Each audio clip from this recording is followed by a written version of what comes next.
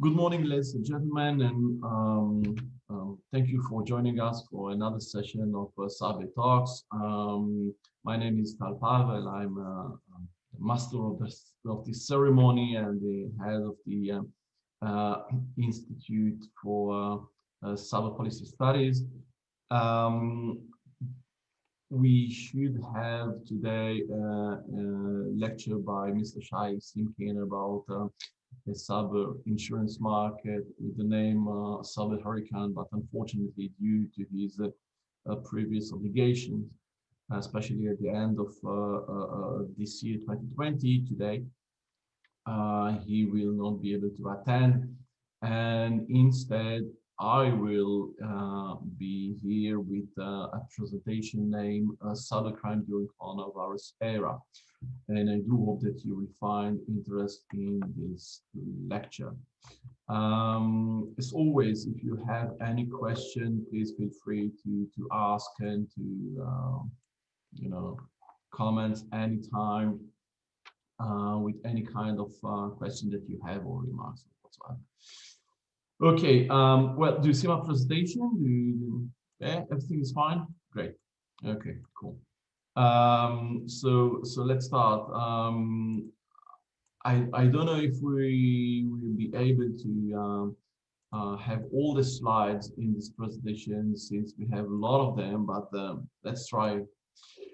So we will chat a bit about cybercrime in the coronavirus era, which means cyber and the coronavirus.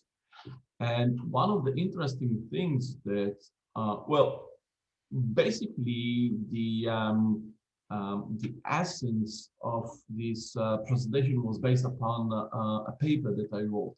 And when I made the research for that, I realized that over the years, whenever there was a catastrophe, either man-made or natural disaster one, there were those who took advantage of the catastrophe.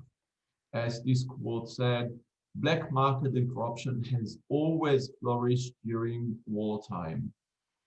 Good morning, Gail. Thank you for joining us. And yeah, speaking about black market and war times, but I took it from a paper with the title "Fraud and Corruption in Times of Disaster." So it's not only during wartime. Whenever we have times of disaster, there are those who will take advantage of those calamities to corruptions and malicious things. And it's called disaster fraud. I must admit that I didn't know that this term exists, but it's called disaster fraud. So in this case, we will speak about several implications of disaster frauds in terms of coronavirus. Let's have a short poll.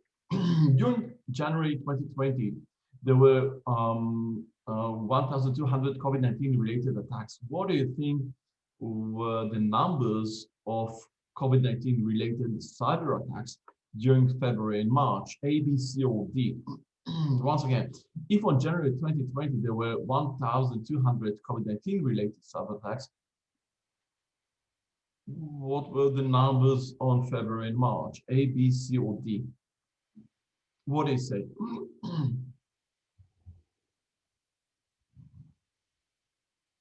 What do you say?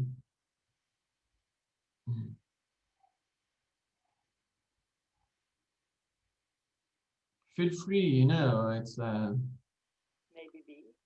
Pardon? Maybe B. Maybe what? D? B, yes. D. Okay. Ethan say D.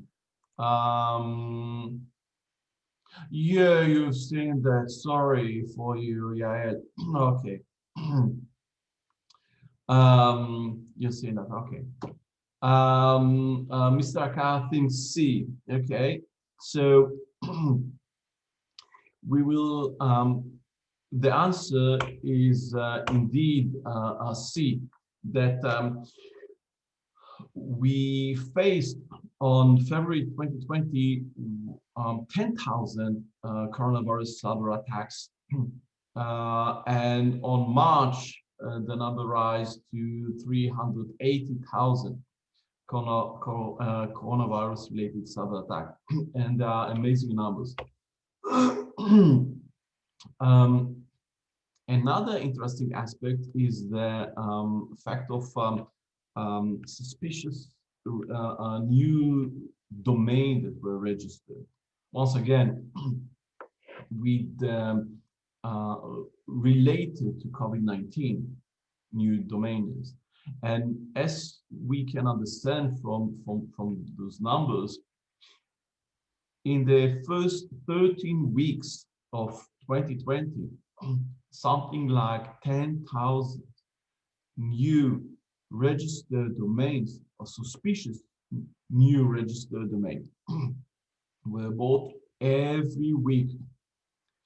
Once again, only related to COVID-19, which means every week for the first 13 weeks pardon, of 2020, every week, something like 10,000 new domain names or suspicious domain names were bought,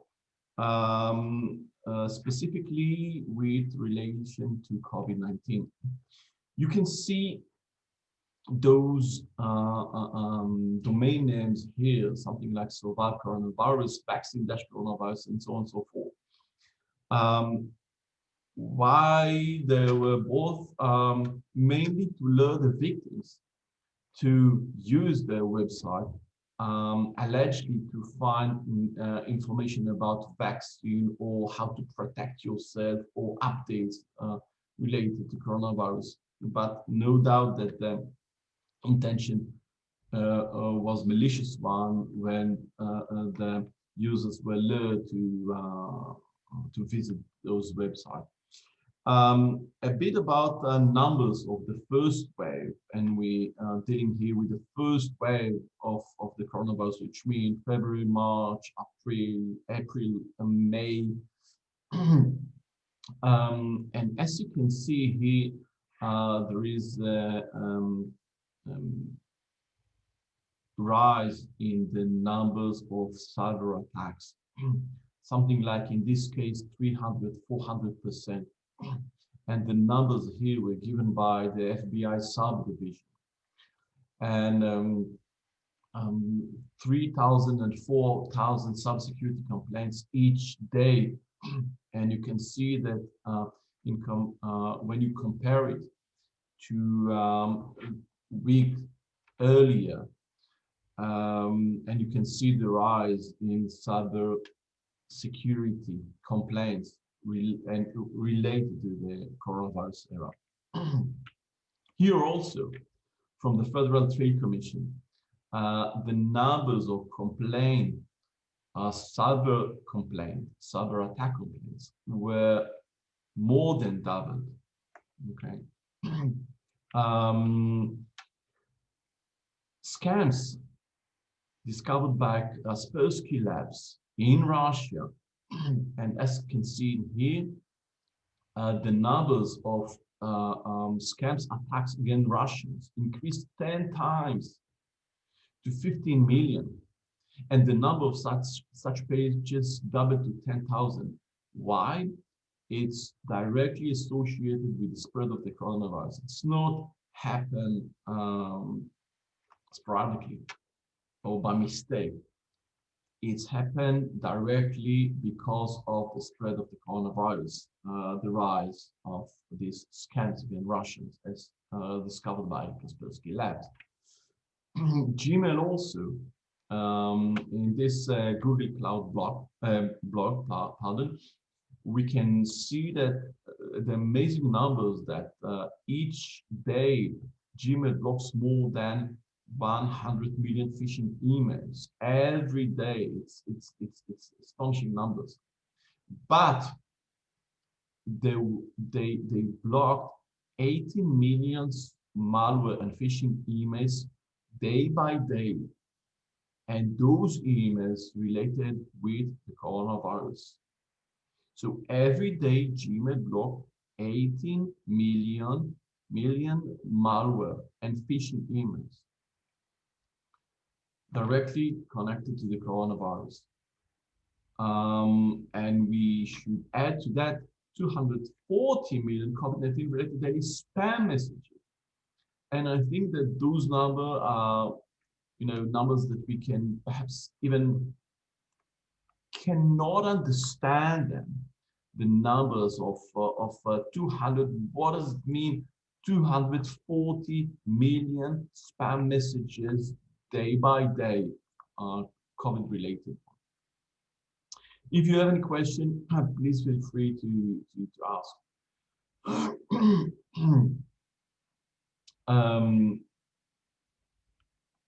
The essence of most of those attacks and what stands behind social engineering is creating fear, uncertainty, and doubt.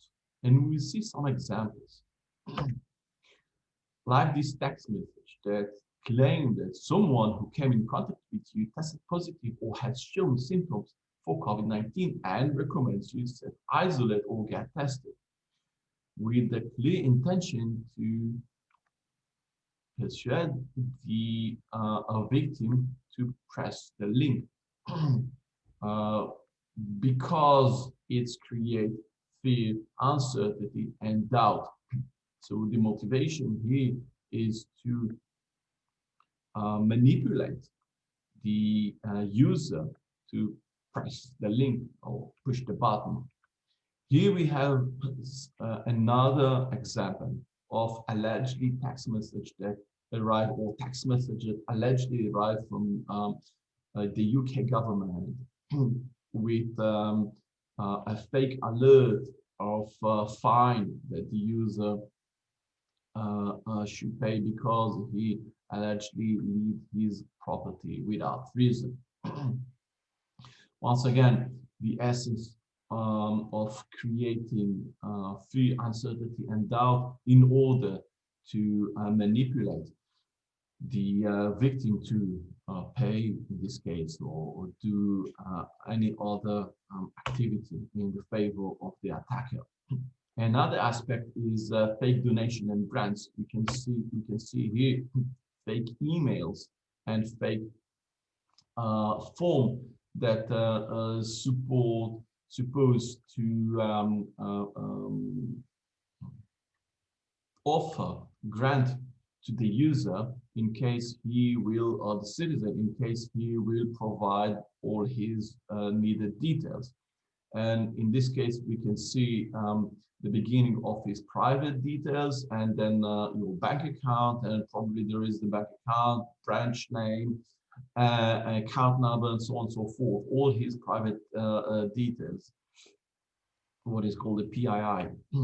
Once again, with the false claim that after the user will provide all his private details, he will receive the COVID-19 federal government grants.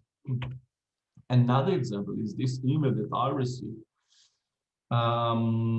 supposed to be from multi-billionaire businessman Stefano Pessina that want to offer me $1.5 million. We saw fake healthcare platform, and in this case, it's very interesting because we, due to the fear, uncertainty, and doubt, we will download applications in order to be updated with the latest coronavirus news and numbers and regulations and order. And malicious actors may use this, once again, fear, uncertainty, and doubt to lure us to to download those malicious applications, once again, without knowing that those application contains malicious activities or malicious features, as can see here, probably a ransomware one. Another very interesting aspect is impersonation, of course, for authoritative government and organizations, and institutions. In this case, this email is supposed to be from the WHO, the World Health Organization, but as can see at the bottom, it's totally fake, and it's looked very genuine from top to bottom. It's looked that it indeed there are sent from the WHO with the intention to provide us with safety measures and ask us just to click on the button below to download those safety measures. Of course, we do not know what will happen when we will press the button. And as the CISO, the Chief Information Security Officer of the World Health Organization, claimed there has been a big increase in targeting of the WHO and other cybersecurity incidents. Impersonations to target orders have more than doubled. Once again, we see that the number, it arrives not in a few percent or 10%, it's in hundreds and thousands of percent. We have more incidents. The WHO published their instructions how to avoid those scams, and they mention, you know, all those obvious things that they are not the first to provide those instructions, and those guidelines are valuable throughout the year, that they will never ask the username and the password of the receiver. They will not send an email attachment to the email if you didn't ask for. They will not send you a link to any website that it's not the WHO, and of course they will not ask you or propose you any grant, sum of money, prize, or whatsoever. Interesting thing is the cyber attacks against healthcare sector, and we saw that in the first wave of the coronavirus, and we see throughout the year that the healthcare sector is the most targeted sector throughout the world. In this case, the hackers hit Europe's largest healthcare provider with ransomware.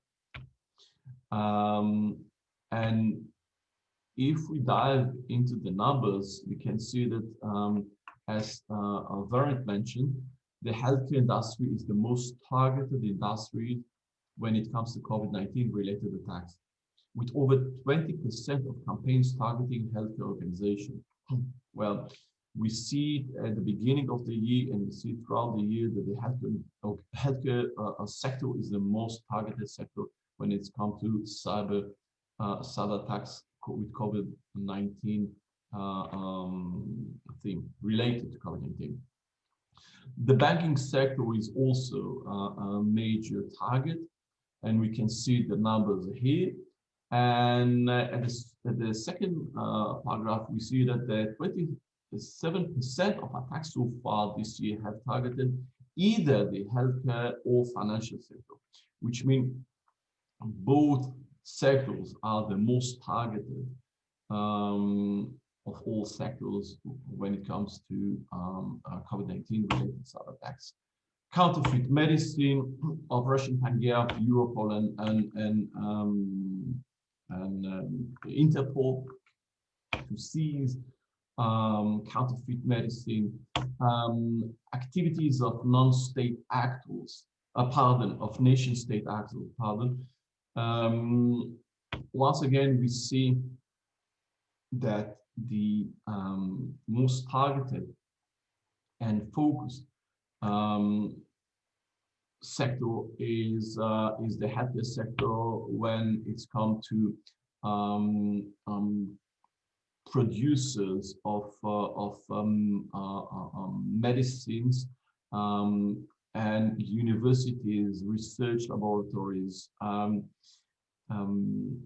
and the attackers allegedly were Iran, Russia, China, North Korea, and you can see those headlines that accuse all those nation-state actors.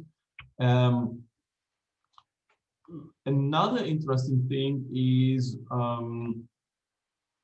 users that were, if we see the map, we see that, well, beside the part of South Africa, South America, Africa, and Eastern Europe, most of the world were targeted by government-backed COVID-19 related attacks, which means we can see COVID-19 related cyber attacks that made by government institutions or government-backed players. And it's a very interesting map. When it's related to fake news, we saw several cases of fake news related to the coronavirus. One aspect is the fake donation. We see here this tweet that in Turkey, people have started to leave food packets on the road for the poor and the needy who cannot earn due to the COVID-19 lockdown. And we saw, of course, the relevant hashtag of COVID-19. But the truth is that it's disinformation, and this is it's support packages for earthquake victims in January. So it's really an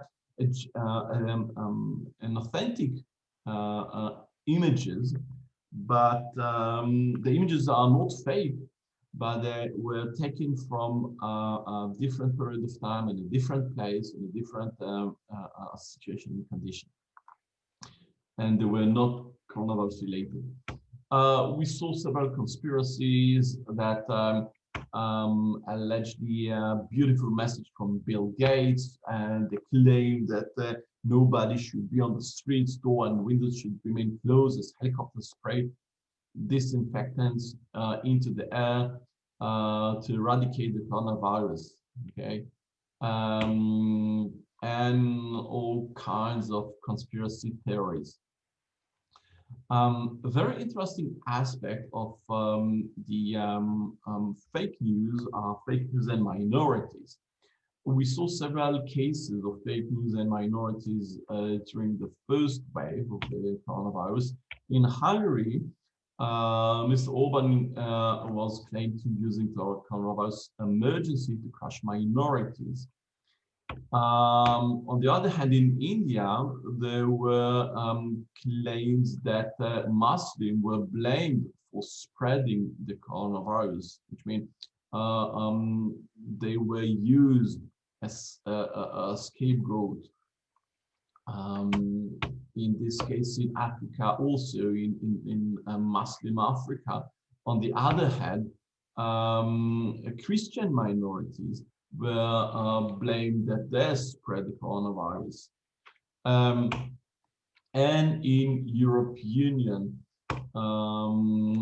we saw spread of coronavirus by China and Russia.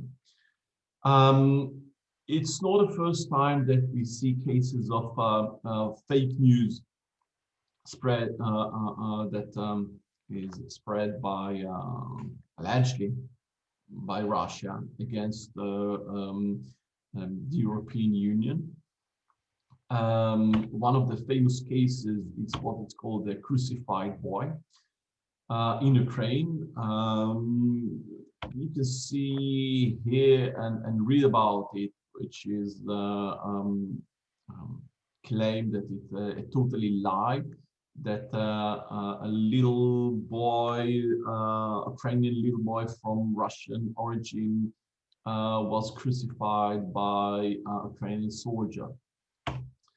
Another case is what it's called the Lisa case. Once again, those two cases are not related to the coronavirus, but the example of creating fake news by allegedly nation-state actors in order to undermine, in this case, the stability of the European Union. The Lisa case is a claim, a fake one, that a Russian-German girl reportedly been raped by armed migrants.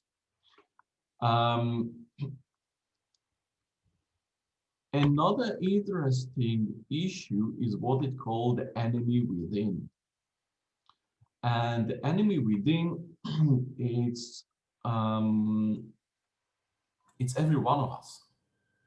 And it's more familiar during the stay-at-home order and the remote working model.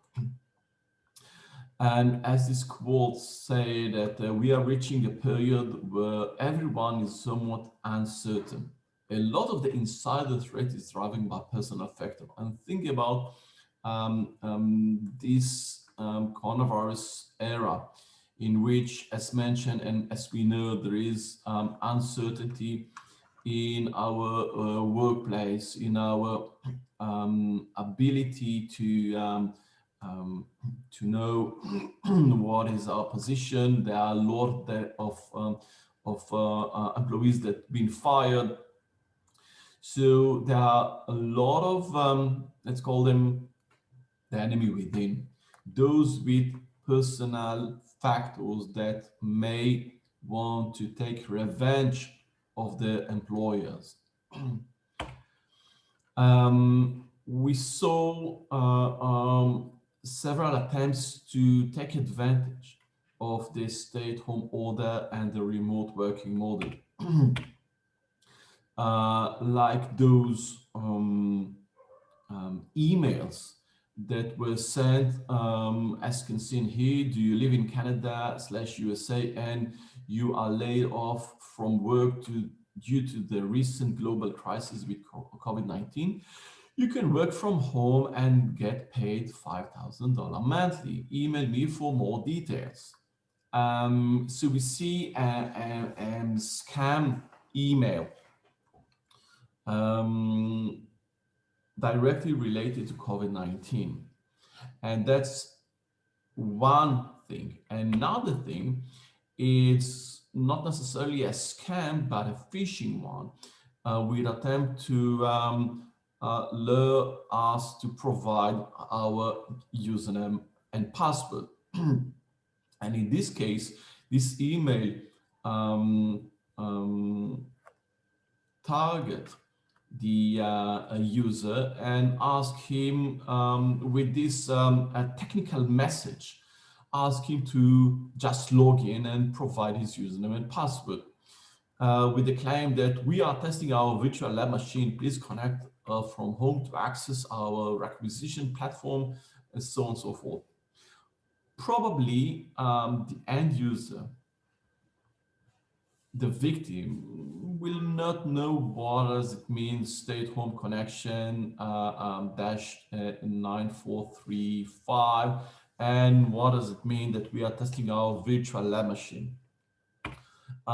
Here's the same new VPN configuration home access. Okay, what does it mean? I don't know, but they ask me to log in with my email and password, and okay, probably I'll do it because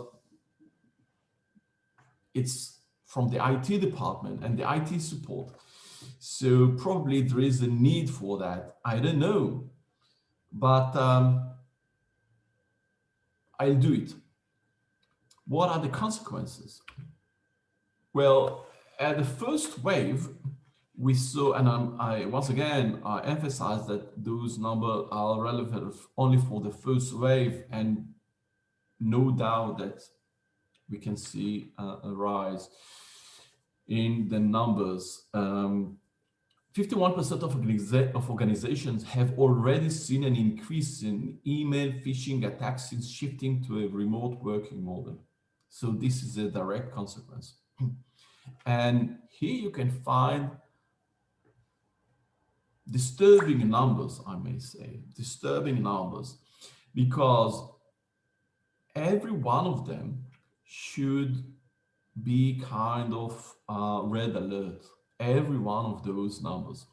First of all, 51% of responders said the workforce is not proficient or properly trained in the cyber risks associated with remote working, which means the employers ask the employees to work from home, but half of them, well, probably didn't train the employees how to work in this new environment.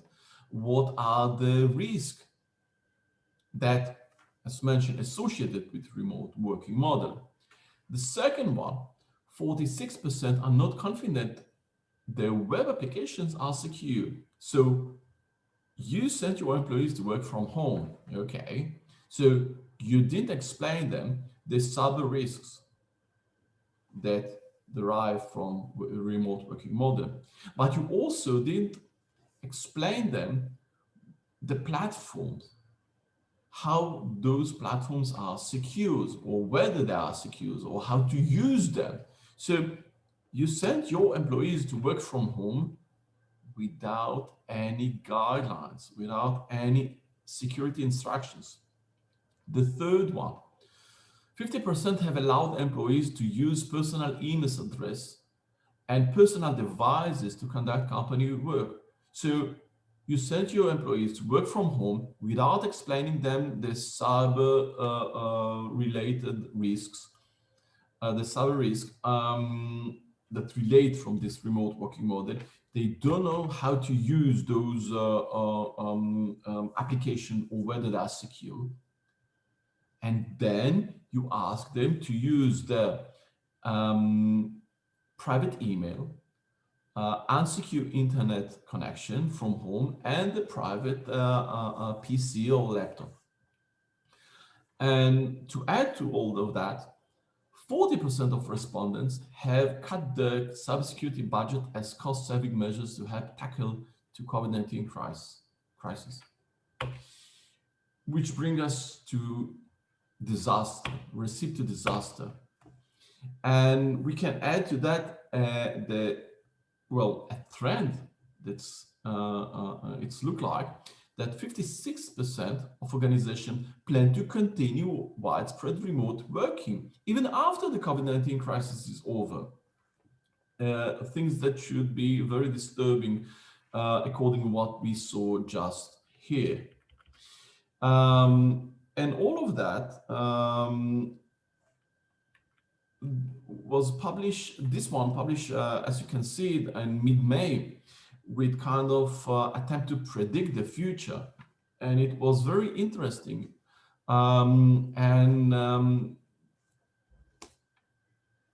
This writer predict that the coronavirus is laying the ground for a massive cyber attack. In fact, I'm on record today saying we will see the largest cyber attack in history within the next 6 months.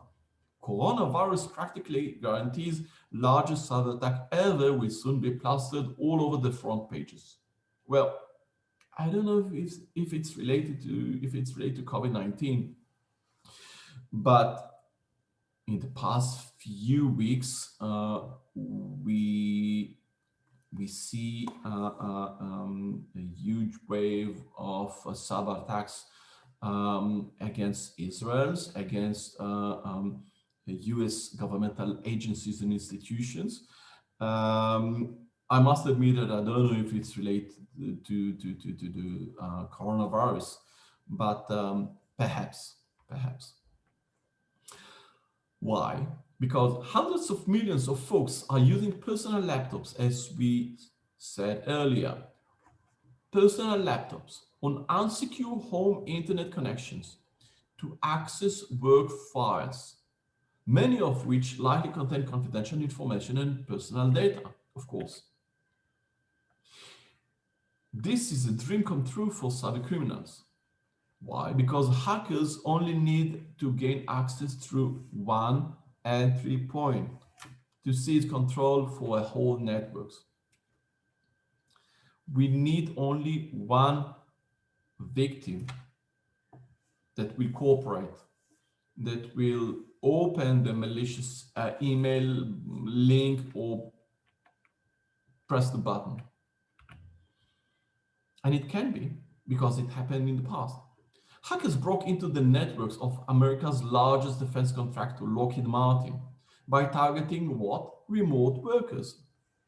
If they can infiltrate this system, you best believe remote workers with little securities are easy pickings. And we can see from those days that 2 in 5 home workers vulnerable to cyber attacks. So those numbers and the predictions were not relevant only to the first wave, it's relevant today also. And you can see here the data and the numbers. 44% of remote workers are currently operating without a VPN, which means that potentially increasing the risk of personal and company data getting compromised. So we see that it's a trend. It's not only numbers and attacks and a trend that or phenomenon that was related only to the first wave, and it's something that needs to we need to take it into consideration because it's a danger. What does it mean? That the crisis will end, but the threat will persist. So we need to protect ourselves and our enterprise. And as was said by Mr. Drucker, culture is strategy for breakfast.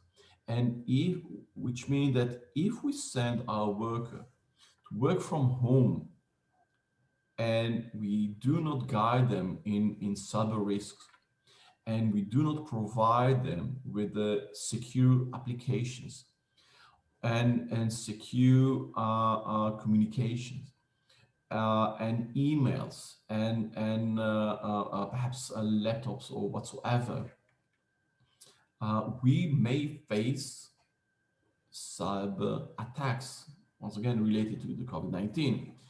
And as was mentioned in the past, well, 2 years ago, 95% of organizations have cultural issues around cybersecurity, which means cyber security cultural issues, as Mr. Drucker said, is a thing that we should focus about. And cultural issues is not necessarily technology. And we saw it in some of the recent cyber attacks that occurred in Israel, that we may think that although we do not know what really happened, but according to what was published, perhaps the technical issues were not only the reason for those attacks, especially not in the case of CYBERCRIME, the insurance company. And this brings us to Mr. Schnack, what said that security is a process, not a product. And I totally agree with that because of two things. First of all, it's a process. It's not one step. It's something like a never-ending story. Security. It's not a one point or several steps that you need to do and that's it. It's a process. And the second thing that I take from this quote of Mr. Bruce Schneid is that it's not a product, which means it's not only technical issue. It's not only that if we will install this server and we will buy another machine, we will definitely be more secured, because it's a process, because it's a process not only as a matter of time, but it's a process that involved procedures, guidelines, instructions, yeah, audits,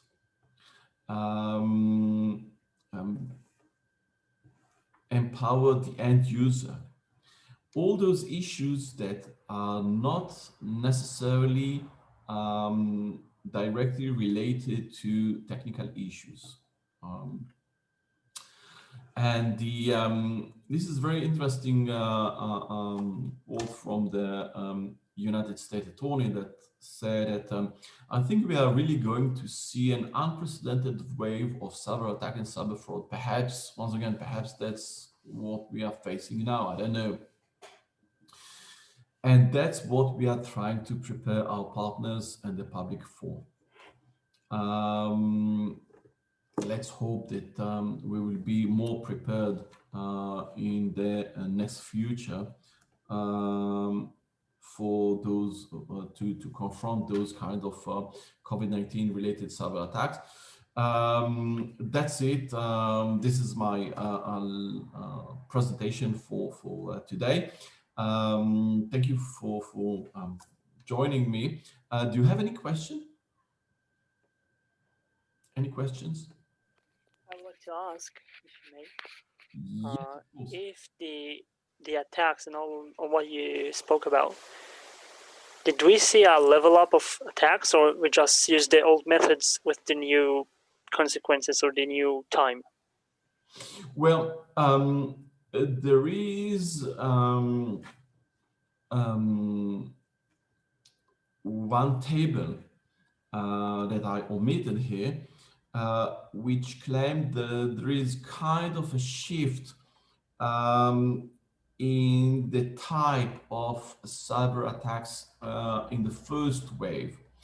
Well, it's not that we saw different types of attacks, of cyber attacks that were not there in the past.